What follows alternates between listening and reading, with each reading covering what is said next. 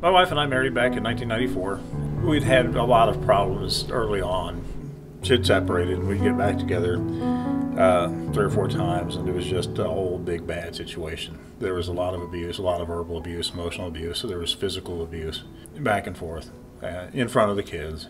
Went on for years and years and years. I put up with a bad situation so that my kids would still grow up knowing who I was, and I would be a part of their life. Because it was kind of a mutually abusive relationship, neither one of us went through the authorities. Finally, in 2008, she got in the car and she left, but I've not seen her since then.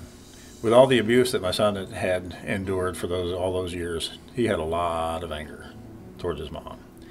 But his mom wasn't there to be angry back at.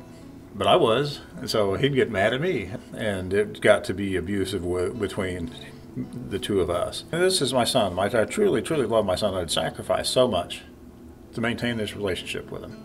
And here I am, beating the snot out of him. You like to think that you're a good person. You never meant for this to happen. You never intended for things to be like this. All this deep, deep guilt and shame and remorse. Suicide seemed to be a really viable option. Went so far as to even get a shotgun. Then, it was April 21st, 2014, the Daily Oklahoman had an article about family builders. They had a one-paragraph part of that article that talked about the batterer's intervention program. I kind of thought about it, and it occurred to me that as far as suicide was concerned, maybe I should exhaust all possibilities before I took an action that I couldn't reverse.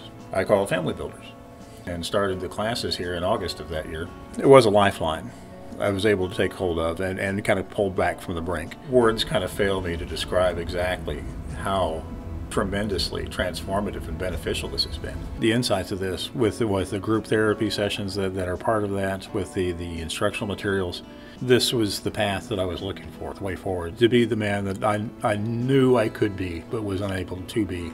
It can be done, and the folks here will help you get there. We have such a huge problem with this here in Oklahoma and throughout the United States, really. There is a way out of that. There is a way to be who you were born to be, who you were meant to be. Not only can individuals change, but society can change too. There is help and there is hope and there is a path forward. It's got to start somewhere, and Family Builders is that path here in Oklahoma City.